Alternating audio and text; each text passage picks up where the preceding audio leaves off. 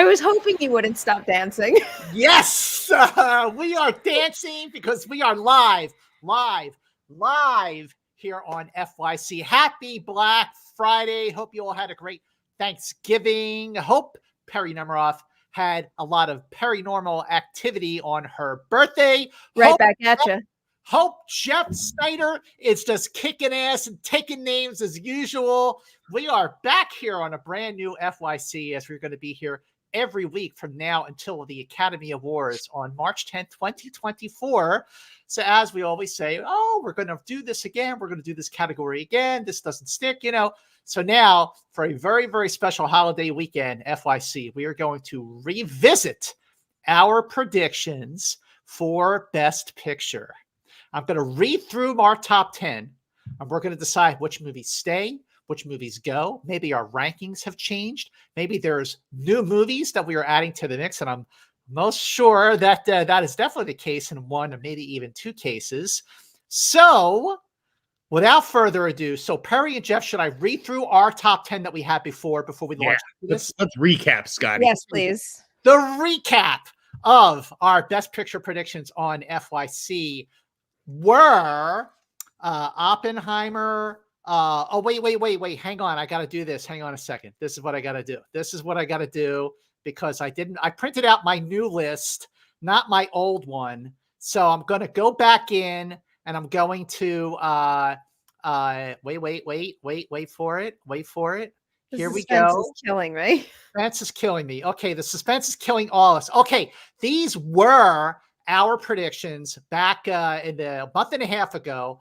They were Oppenheimer, number 1, Barbie at 2, Killers of the Flower Moon, Poor Things, American Fiction, Past Lives, Maestro, The Holdovers, The Color Purple. Interesting that we included that. And Naiad. Well. Naiad. Naiad, yes.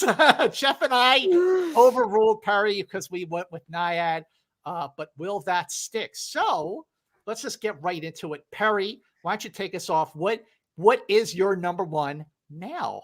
I have somewhat changed my tune on number 1. Not a whole lot. I believe the last time we spoke, Barbie was my number 1 because I thought that infused itself into pop culture a little more than Oppenheimer. At this point, Oppenheimer's staying power has overtaken me.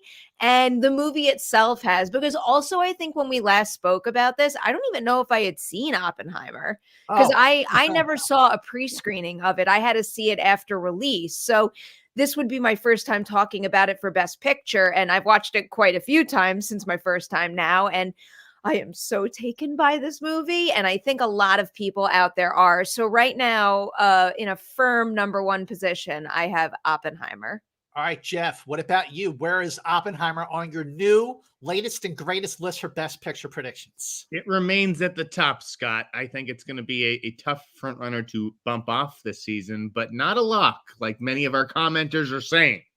I agree with that comment. I, too, have it at number 1. I think I had it at number 1 when we did this list the last time. But yes, I completely agree. The staying power, Perri, you're alluding to, is a box office worldwide of $950 million. And I'd seen it twice when it was in theaters over the summer, but they just sent out a link to the press for people to watch it at home, which I did because I was like, how I'll look at home. And it's a great movie, whether it's on the big screen or the small screen or IMAX, which is obviously the preferred way of seeing it. So we all agree Oppenheimer is still the one to beat, but like Jeff says, it is not a lock. Jeff, where do you have it? Your new number 2, or is it your old number 2? My new number 2, I don't know if I had seen this movie when we first did this, but it's American Fiction. I really did think American Fiction was terrific. I understand now why it won the Audience Award in Toronto. It made me laugh. It made me cry. It made me feel, and it's relatable. I think it maybe goes off the rails a little bit towards the end, which Oh, yeah. It's not perfect, I love that. but, yeah, it's really good.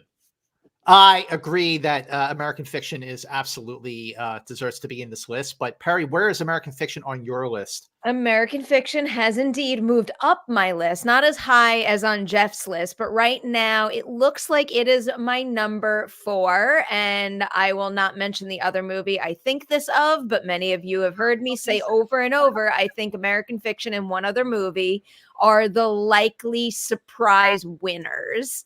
I think if there's anything that goes all the way and builds hype and momentum every step of the way and maybe overtakes what we think could be a front runner, it's going to be American Fiction or something else. Listen, I love American Fiction. It definitely, like Jeff pointed out, the fact that it won the top prize at the Toronto Film Festival. Not every winner of that film festival goes on to win the Oscar for Best Picture, but a lot of them do. So that puts American Fiction in very, very good company to possibly win. I have American Fiction at number 5, but it is hang on, it's a strong number 5. I was like, for an hour this morning, I was like re-ranking my top 10 potential nominees here, because I'm like, well, I mean, these movies are going to get nominated, but like, how likely are they to win is what I was basing my rankings on. And I think American Fiction is great. It could absolutely win. It certainly deserves to. My number 2, my new number 2, which went way up, because when we did this movie the last time, none of us had seen it. Nobody had seen it. But now that a lot of people have seen it, I think both of you have seen it, is my new number 2 is The Color Purple. All right, reaction. I get why you say that. I think it might be blowing the hype out of proportion a little bit right now. So Maybe. at this point, I need a like the numbers didn't refresh, and it's making it difficult to read my list in order right now. Right now, Color Purple is my number 6. And I think it has a chance of going up. Right now, all we really have to work off of are the initial reactions. And I was lucky enough to be included in one of the first audiences to see the movie. That the hype is real. It's a real damn good movie that I do think has great potential to catch on with viewers. But at this point, that initial hype is what boosted it from. And like, I just want to point out, I've had The Color Purple on my personal list since the very beginning. It's one of the few it might be one of the only films that sight unseen I've had faith in based on the people involved and the trailer. And I was just so incredibly satisfied when I saw it. It was just like a plain old good movie, but it also justified that faith.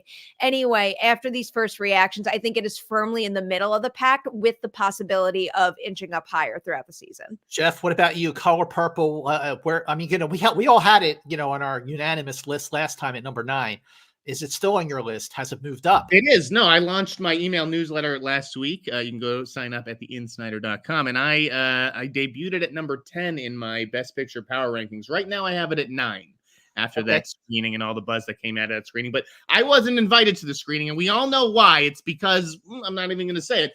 But I think that I don't think it's a real threat to win. All right. I don't think the Academy wants to give Oprah Winfrey an Oscar. This would not be the first time that I have let enthusiasm affect my decision and where a movie ranks and its possibilities to win Best Picture. But sitting at that screening, the very first screening that they had at the Academy, look, it's like being at a film festival, and you both know what that's like, where the energy in the room is infectious. I hate to use that word after, the last few years, but you both know how it is when the crowd reacts in a certain way and everybody's applauding after every musical number, and also after certain key pivotal scenes that were, invited to these screenings so that you guys can be a part of that. But at a normal screening, that's not how hang on. No, that's a very, very good point. But just based on the power of the film, the power of the performances. I mean, Fantasia Barrino, Taraji P. Henson, and especially Danielle Brooks and Coleman Domingo, who's already a Best Actor potential nominee for Rustin. This movie opens on Christmas Day. I think it's going to be the holiday hit of the season. everybody's going to be seeing this in the lead up to the Oscar nominations.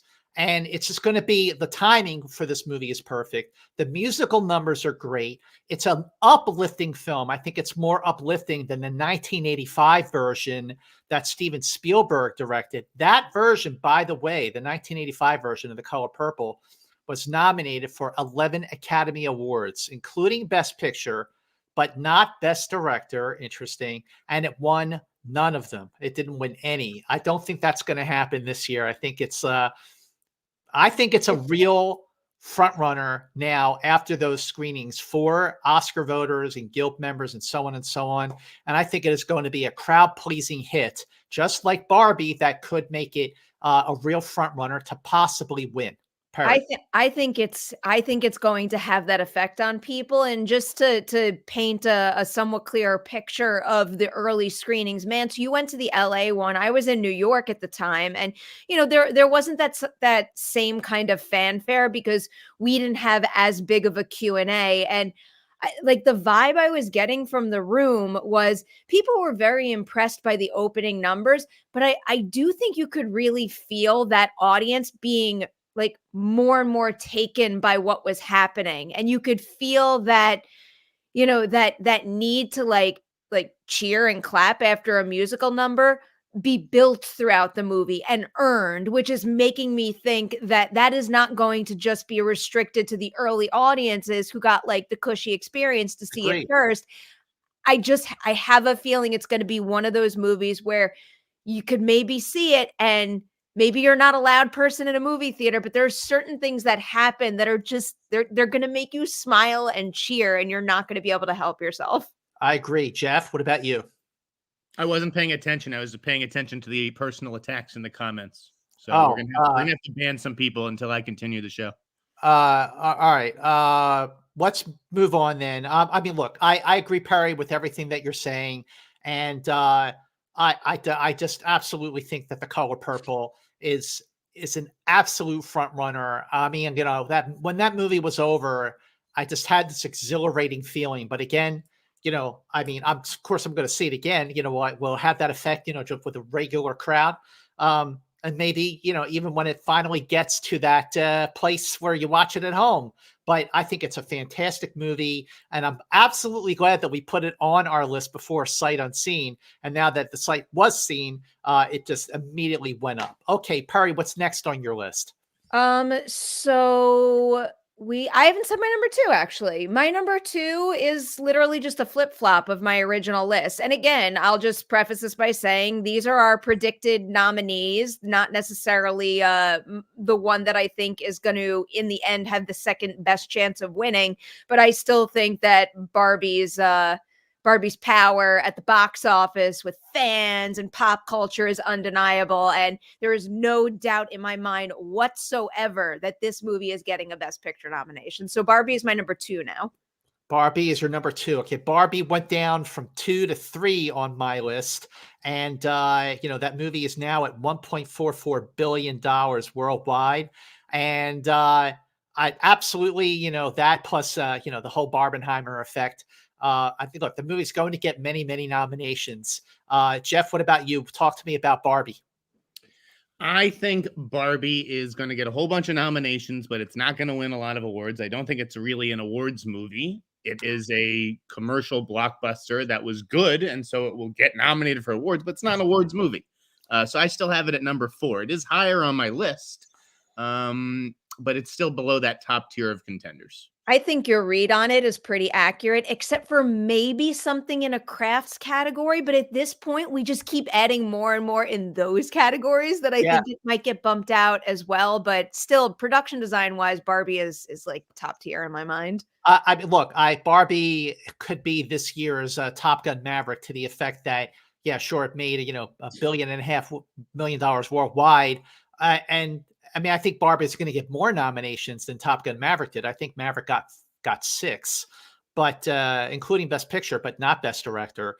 And I think Barbie, could be this year's Maverick in the sense that it'll get a bunch of nominations, but won't win that many. Or it could. I mean, we just don't know, do we? All right, Jeff, what's next on your list that we didn't get to yet?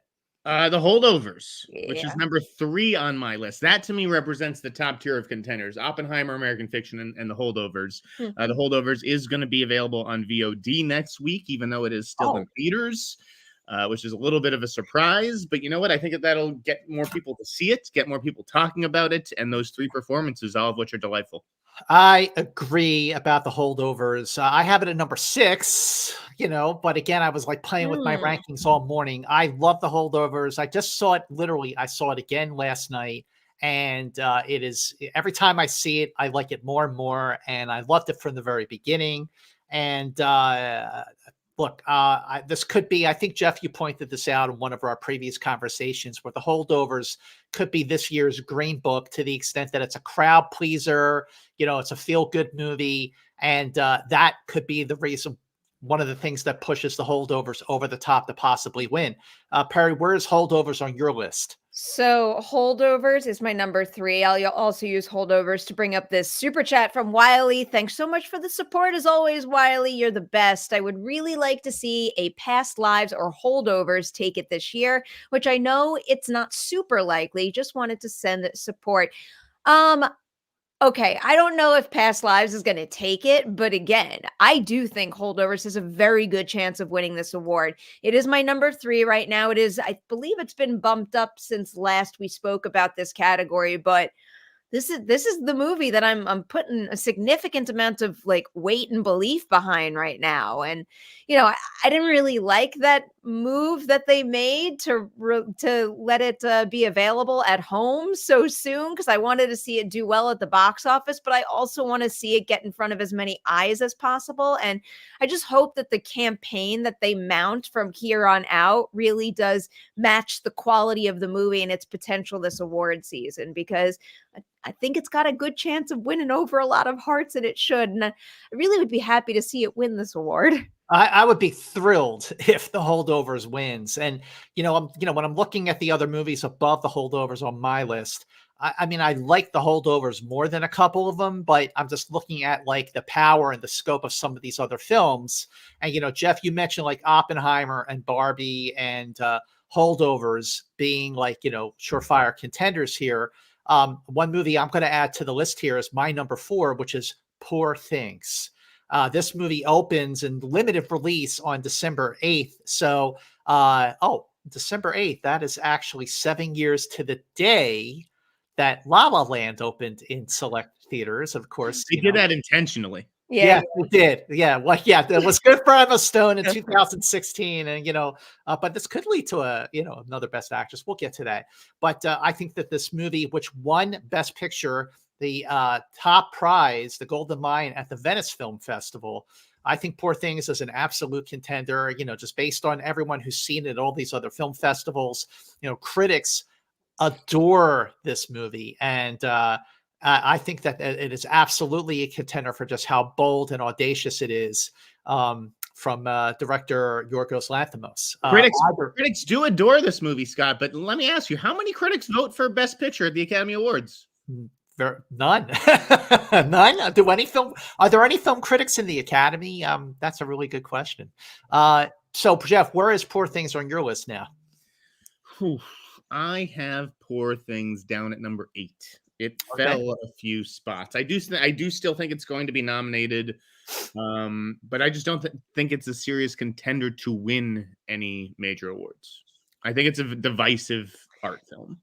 I'd be curious to see what the actual, the rest of the critics who haven't seen it at these festivals say when the movie opens on December 8th. Is it going to be as beloved by the masses as it is by critics? I don't know. I found that running time to just be like brutal, like worse than Killers of the Flower Moon. Killers of the Flower Moon like moved. Like to me, Poor Things just had me checking that watch all like every 10-15 minutes. Yeah, on that note, since you brought up the running time, Jeff, I just rewatched Inglourious Bastards for the first time in a long while. I mean, I've always loved that movie, but I remember when that came out in August of 2009, I remember thinking, God, this movie's 2.5 hours. Oh, that's so long.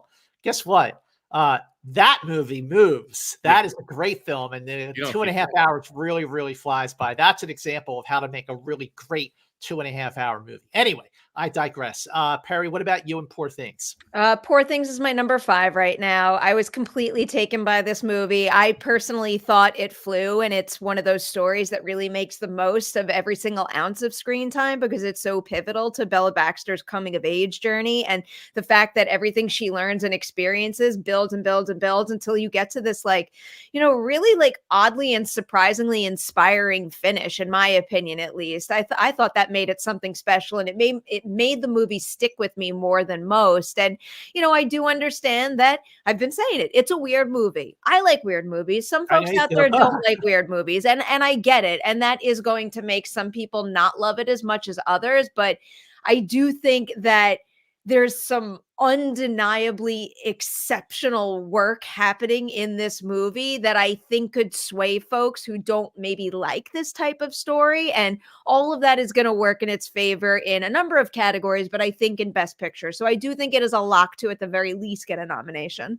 I think one thing in Emma Stone's favor, in addition to Poor Things, is her new series on Showtime and Paramount Mm. Plus, The Curse.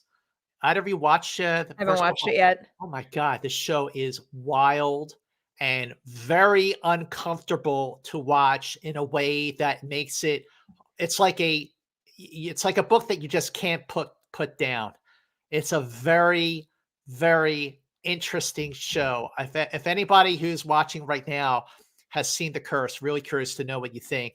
I really love the show. I've watched the first 2 episodes twice because there's a lot going on, and I'm like, I really want to like know the show before it gets to the last episode. Anyway, I again, Poor Things is a movie, and I'm sure you both will agree that when it does open, based on the reaction when it's out, will either go up and stay there or go down and never recover.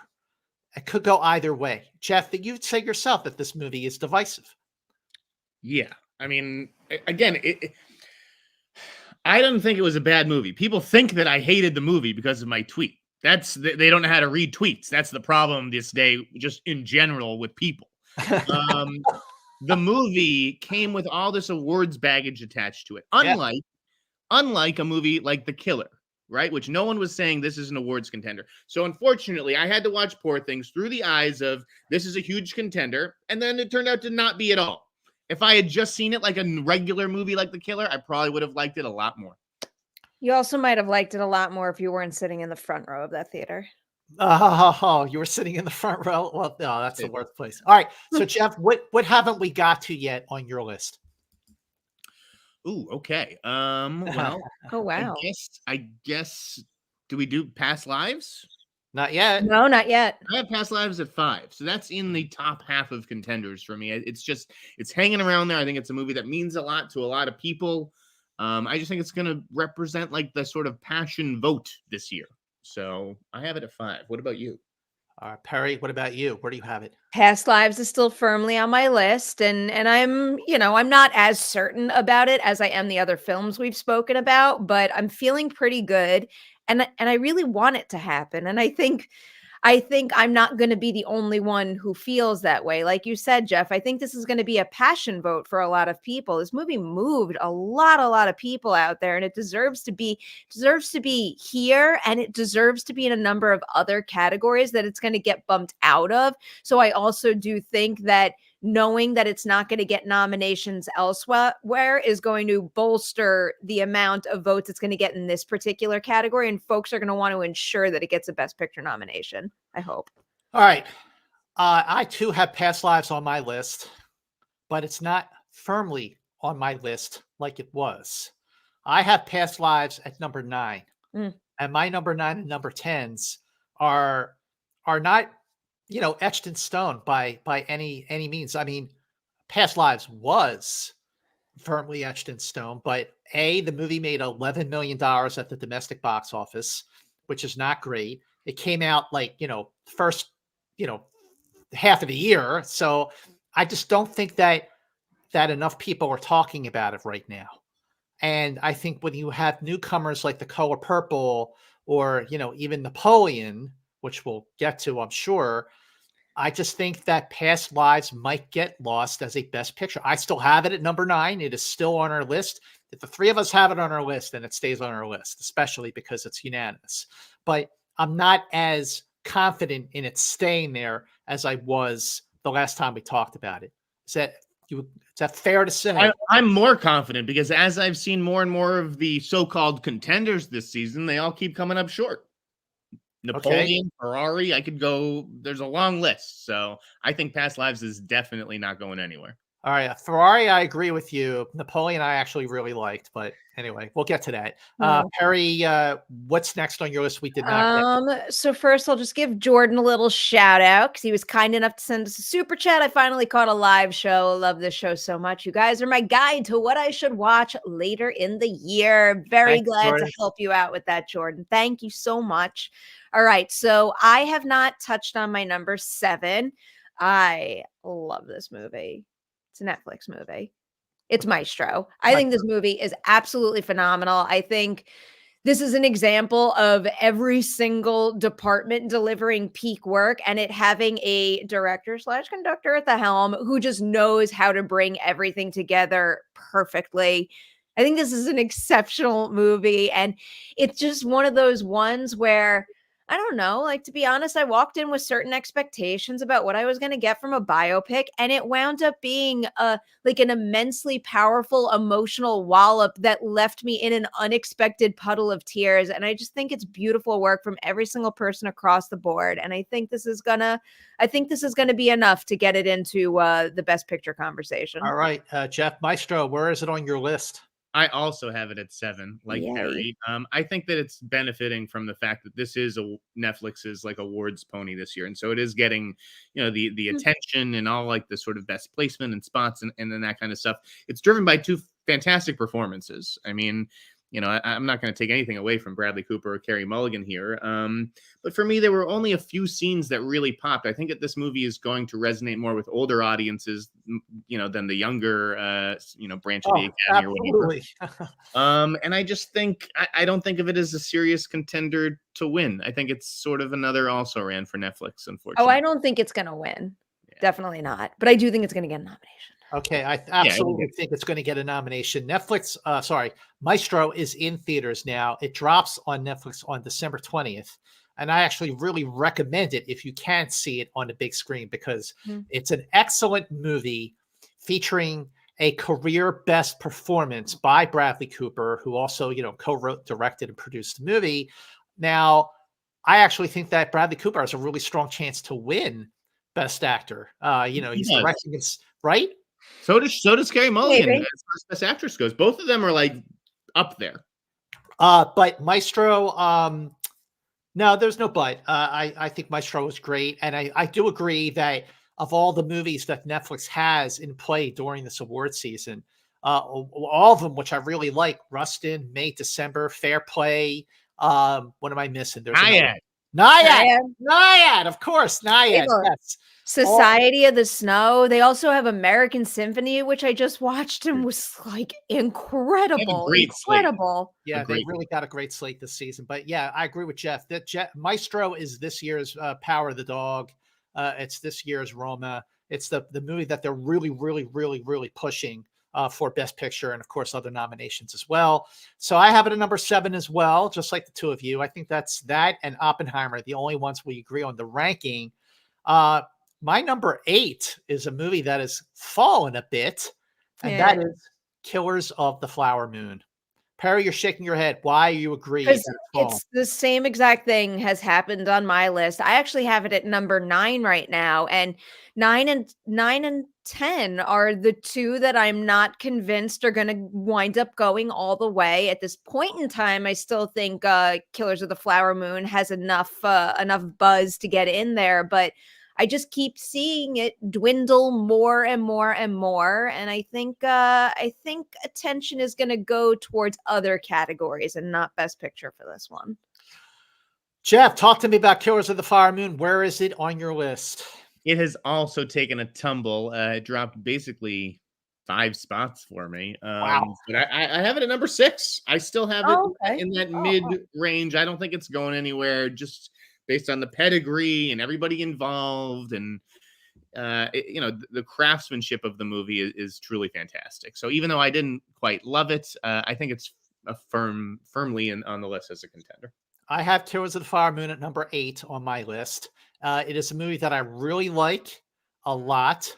I'm going to stop short of saying that I love the movie. I really look forward to seeing it again. And would it be talked about in this way if it was directed by somebody else? I think the pedigree of Scorsese is really kind of pushing it higher on a lot of lists, and its Yes. place this award season than if it was directed by, I don't even want to say another director's like who's well known, by like a relative newcomer. I think it's a very strong film. It's not my favorite Scorsese movie. It's not in my top 5. It's not his masterpiece, Scott, like Steven Spielberg thinks. No, it's not a masterpiece. It's not. But then again, I will say that there are certain movies that when they initially come out, they get mixed reviews. And then with hindsight, they're seen as masterpiece films. Like Apocalypse Now is an example. And Eyes Wide Shut is another example. But Killers of the Flower Moon, it stays on the list. We still have it on our list. It's in theaters now. And, Scorsese won Best Picture, Best Director for The Departed, which I just watched again recently. That movie is awesome. All right, Perri, we're getting down to the real juicy part of this conversation. Yeah. I mean, no one's gonna like my pick or my answer, and I'll fully admit it's down to the bottom here. I think there's a small group of films that could take this, but it's really up in the air what the last nomination is going to be. So I'm going to use this as an opportunity to go with my heart more than my head. I have watched Saltburn too many times. I need to stop watching that movie over and over. I think it is absolutely stunning. I think it is one of the best ensemble pieces of the entire year. I'm just going to keep singing Saltburn's praises so Jeff rolls out of frame. I think it's excellent. And I think it's an excellent follow-up film for Emerald Fennell, just in terms of it showing the range that she has to offer as a director, from Promising Young Woman to this, like both story-wise and visually and in building characters. I think it's exceptional work across the board in every department that was involved in the making of that film. And I want to see it get honored. Admittedly, it might not happen here. I want it to happen here, but at least elsewhere. Listen, I love Saltburn as well. I think it deserves to be on this list. I think there are other movies that are in contention that threaten Saltburn's place here, like Anatomy of a Fall, May, December, The Zone of Interest. Origin is another movie that's getting a lot of talk now, from Ava DuVernay, which I love. All of Us Strangers, which was a Telluride movie.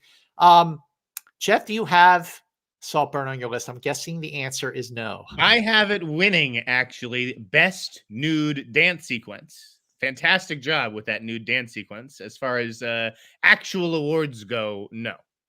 Okay, so what's left on your list, Jeff, that we haven't gotten to? There is one movie. You just mentioned it, Scott. Okay, can I guess? Yeah. I want to guess. Anatomy of a Fall. No. I have the other guess. Origin. All of Us Strangers. It is All of Us Strangers, and my reaction is a little bit skewed. I thought All of Us Strangers was good, but I took my lady to see it, and she was a mess. And my lady doesn't get to be a mess very often. And so I just find it difficult to discount that reaction. Sure. I think that this is a movie that has been sort of like put in this like gay movie ghetto. Like this is a movie only for gays or something. It's not like that at all. No, it's not. A movie for everybody who has just always wanted to say something to their parents, but never either got the chance or was never able to. I think there's a lot of people that is relevant to in Hollywood. And I think that both Andrew Scott, everybody, the whole cast, Paul Mescal, everybody does a really good job. Andrew Haig is a director who's been, making really good movies for a while now. Is this a tough, it's a long shot. It's an uphill battle, but I've got it at 10. Listen, I love All of Us Strangers. I think, given the concept of the movie, I liked how there aren't a whole lot of bells and whistles to it. It's very intimate. It's very restrained in its approach, but you buy into it, you accept it. I don't want to spoil anything because I think people should see it for themselves, so they know they'll know what I'm talking about when they see it for themselves. I love the film. I just think it might be a little too small. That's You fair. know? I'm going out on a limb here. I get that. All right, so Right, I that's think why, you know, yeah, if it's tough all to the shape. strangers, if all the strangers is too small to make this list, my number 10 is a movie that even though I kind of had some issues with here and there, I still overall thought it was a magnificent cinematic achievement that you have to see on the big screen. And it's from one of my top 3 favorite directors on the face of this planet, living or dead, and that is Ridley Scott. The movie is Napoleon. I thought that movie was great. I think it's a little episodic. I think it covers way too much ground. They should have just focused on a particular period of his life. But Joaquin Phoenix is amazing. Of course, he's an Oscar winner for Joker. Reteaming with Ridley Scott after Gladiator from 2000. That movie won Best Picture. And Ridley Scott, 85 years old, ladies and gentlemen. Okay, Ridley Scott is 85 years old. And when you see this movie, you see these epic battle scenes. And, you know, look, the 3 of us and everybody watching, we've seen it all when it comes to battle scenes, especially in Ridley Scott movies. But he has topped himself with the scope of this movie. And even though I think Napoleon is beyond his reach for what he was trying to do, I still think it is a magnificent film. And that is why it is on my list. But you don't have it on yours. And it doesn't look like I'm going to convince you. So there it goes. I honestly, I don't know what we do here because I truly don't believe either one of your number 10s is getting in, but I also would accept that criticism for my own. Yeah, I don't think any of us have the right answer here. Yeah, we went with our What hearts. is the answer? Is it Anatomy of a Fall? Look, I'm glad you brought that up because if I'm going to take out Napoleon, the It's not movie that I Napoleon. feel most comfortable with putting on my number 10 is Anatomy of a Fall. I Not could live zone. with that compromise. What about Zone of Interest? Zone of Interest, I feel Zone of Interest is I like Zone of Interest, but I feel like Anatomy of a Fall is a more fully realized movie that's engaging from start to finish. Zone of Interest, I really like the concept of it more than I just like the, it was shocking to watch, but the shock wore off because it didn't build on that. You know what I mean? I mean, I think it's definitely a movie that people should see, especially now. But Anatomy of a Fall is the movie that I really was like, I hung on every word and every performance of that movie. But if it's not Anatomy of a Fall, which do you two think realistically makes it on that we can agree on? Perry, I'll go Anatomy of a Fall. Jeff. There's one other because I don't think it's Air either. I think the Air has come out of. I love Air. Yeah. I love Air. I love it. Lance, I love Air too. It's just not working. Damn it! Not working. The Air has come out of the tires. Damn. The movie that I think I haven't seen it yet, so I may be underestimating its chances, and that's Origin. Origin's great. Could Origin be our 10? I think that's a very real possibility. I also I find it interesting that I just said Anatomy of a Fall and then there's Origin, and I believe they're both neon movies. Yes, and they are, I yeah. I can see a world where a neon movie gets a Best Picture nomination. Yeah. I sadly missed my Origin screening last week, and I was really mad at myself about it. But anyway, I feel like for the folks who have seen it, I haven't heard enough enthusiasm to suggest that it could make it into the conversation. I mean, maybe I'm just too narrowly focused on, social media responses and headlines. I guess I just haven't heard as much noise about it as I'm hearing about other things, which is throwing me a little. I think it's the movie that's been screened the least, though. I think it's been the least accessible of Has all it, these though? movies that we're talking about.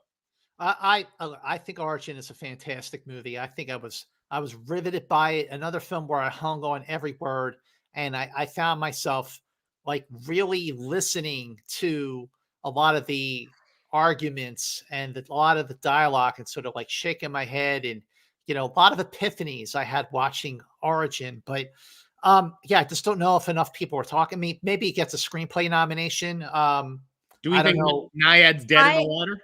I think Naiad is gonna get a whole lot of acting love, Yeah, I do but too. I don't think it's gonna get Best Picture. I still think I'm leaning towards Anatomy of a Fall here because we're also not well, the Academy is not gonna get the opportunity to vote for it in Best International Feature. Exactly. That's a great, So, that great could work point. well for it in Best Picture. You know, like sometimes people say, "Oh, I'll just put this in best international feature." But if Anatomy of a Fall is not eligible for that, people are going to go, "This is a great movie." If it's not getting nominated for international feature, we got to put it in for best Mm. picture. Okay. Perry, you just solidified that argument pretty good, Jeff. There's one other movie that we only mentioned briefly. Okay. And I like because I like where you're going with the international angle that an international movie is going to get in. The international movie that Say it. blew me away this year that Say it. is like the greatest movie of the year that's come or it hasn't come out yet, but it will, is Society of the Snow. That. Society of the Snow was unreal. Jeff, I don't think it's gonna happen, but I would love to see it happen. I thought that was a fantastic film. I am going to be livid if it's not a nominee in Best International Feature. It just doesn't seem like it's being positioned as a Best Picture contender. So whether it's deserving or not, if the conversation isn't molded that way, with a movie that has an uphill battle, it's got like no chance.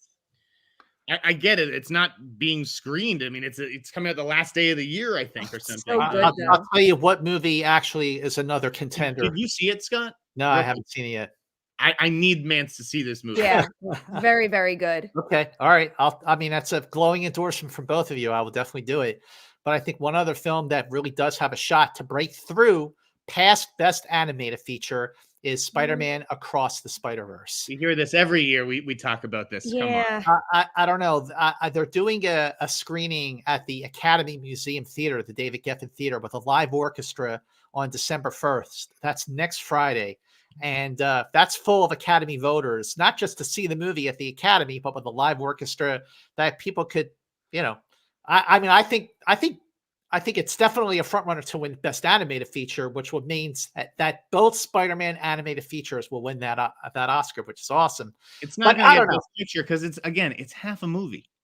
No, I agree. I agree with that. Yeah, I agree. I've had a lot of complaints since I've been home just for Thanksgiving. People being like, "Oh, Spider-Man was really good," but I had no idea it was a to be continued. Yeah, Not a part 1 or part 2. They could honor that final film when it comes out in 2 years because it was pushed back, just like they honored like Return of the King for all 3 Lord of the Rings movies. But anyway, all right. So listen, Perry, I look, I love Saltburn. I know. You don't have to apologize or anything. I get it. No Anatomy of a Fall. Yeah. Anatomy of a Fall, Perry. I think you kind of sealed the deal when you mentioned that. Like, there's no way if people can't vote for that film for international feature that Yeah. it doesn't make the cut for Best Picture, and that it means that we have our top 10, which are Oppenheimer, The Color Purple, Barbie, Poor Things, American Fiction, The Holdovers, Maestro, Killers of the Flower Moon, Past Lives, and Anatomy of a Fall. I like Do we have this any list. more super Yes, chats? so we have. David is here to say, I've seen The Curse and Emma Stone is amazing, and she could get double awards nominations. I disagree with Jeff about Poor Things being divisive, but I do agree with him. Saltburn is not an awards movie. All right. Very interesting. Got point, David. both sides there. Yes. All right, we've got another chat. Lovely day to everybody. What's a movie you would love to see nominated this year, but a 0 chance to get in? Feel like I need to make this pick like worth it. Go ahead. Oh yeah. Talk to me. I'll talk to you. I Yeah. understand. I feel like I'm less saying that for the sake of Academy Awards. I would love to see the Filippo brothers get some sort of first feature honor in some show somewhere. That is an exceptional first feature. Okay. All right. Jeff, what about you? I will take the opportunity to plug Memory, which just broke me in Toronto. It's with Jessica Chastain and Peter Sarsgaard. It was acquired by a very small distributor, Catch Up Entertainment. So I don't have a lot of faith in it cracking the field, but I thought it was absolutely deserving. It was amazing. For me, the movie that I really, really, really, really wish people would vote for, that I would love to see get into the top 10 here for a nomination for Best Picture, and a movie that is streaming right now on Netflix. It was picked up picked up in January at the Sundance Film Festival is Fair Play. Mm. That movie is amazing. It is also incredibly rewatchable. Movie that you could watch over and over and over again. That movie moves along. It has shocking scenes, powerful performances, very, very provocative. And again, Fair Play is on Netflix. I'm telling you, ladies and gentlemen, trust the Mance, and see it if you haven't already done so. That's a great question, Jesus. This is quite good. Scott, you and Perri are wrong about Flower Moon. I think it's a masterpiece. I just want Air to be nominated so Jimmy Kimmel can make fun of Matt Damon. He would Air hate you anyways. Oppenheimer. Oh, well, there you go. That's fair. That's Okay, fair. But Air is awesome. Air is on awesome. Amazon Prime. Like, if you want to like tight, feel-good movie with great performances and an absolutely razor-sharp script, Air is on Amazon Prime, directed by Ben Affleck. His best movie as a director easily since Argo won Best Picture, and Affleck was snubbed for Best Director, which is still pissing me off. But anyway, all right. What you got, Perri? Finally, happy holidays to you all. Perri and Jeff, when are you seeing The Iron Claw? I know Scott loved it and getting rave reviews, and for Best Actor Supporting, etc. This is another one that I've missed so many screenings for. It's so hard when you want to see everything, but you have to prioritize the things that are tied to assignments, which are great too. I'm not complaining, but there's certain things that I haven't been able to see because something has popped up and knocked me out of that screening, Iron Claw included. Iron Claw is great. I love the film. I think it's tough for a Best Picture nomination. I think that's another movie that definitely, maybe in another year, I think this year it's turning out to be very, very strong, much stronger than I expected, maybe 6 months ago. It didn't look like it was going to be this way. Iron Claw, great film, must-see movie, tough for it to make Best Picture. Jeff, what do you think? I'll see it when I'm invited to see it, okay? No one's flying me to Dallas to go see Iron Claw. Okay, gotcha. Well, I was there for double duty. All right, what else we got, Perri? That is it. We did it. We got to everyone. Well, make sure you let us know what you think of our new revisions for Best Picture predictions in the comments section below. While you're down there, as always, make sure if you haven't already done this, make sure you subscribe to Perri's channel. You'll be the first to know whenever we drop a new FYC. If you're not watching live like you are now, thank you for that. And also Perri's amazing content on everything else. Make sure you share FYC on all of your social media platforms. So everyone who gives a hoot about movies and the Academy Awards can watch and listen to the greatest award season show you will find anywhere this side of the neutral zone. Yes, had to throw in a Star Trek reference there. So make sure you share FYC. Thank you so much for watching. For everyone watching live, enjoy the rest of your holiday weekend. And until next time on FYC, FY, see you later.